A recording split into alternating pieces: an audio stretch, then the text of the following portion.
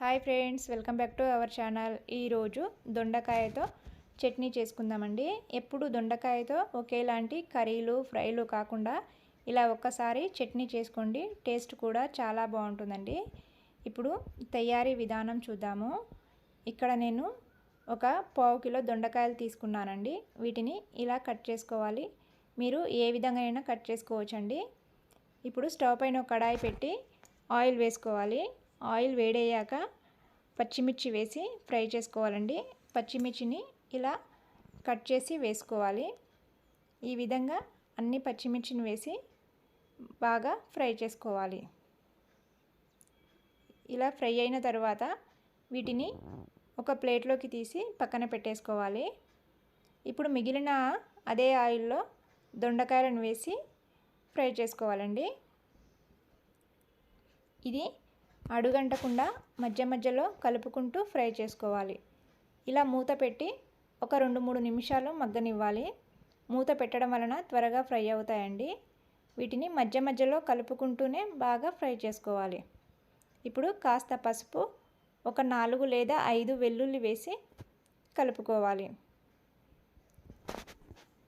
ఈ విధంగా బాగా ఫ్రై అయిన తర్వాత స్టవ్ ఆఫ్ చేసి వీటిని చల్లారనివ్వాలండి. ఇవి పూర్తిగా చల్లారాలి. పక్కన పెట్టేసుకుందాం. ఇప్పుడు మిక్సీ గిన్నె తీసుకొని అందులో ఒక 1/2 టీ స్పూన్ జీలకర్ర, ఫ్రై చేసిన పచ్చిమిర్చి వేసి కొద్దిగా చింతపండు వేసుకోవాలండి. చింతపండు వేసుకోవడం వలన ఇది టేస్ట్ చాలా బాగుంటుంది. రుచికి సరిపడా ఉప్పు వేసి మిక్సీ పట్టాలి. ఈ విధంగా మిక్సీ పట్టుకుంటే సరిపోతుందండి.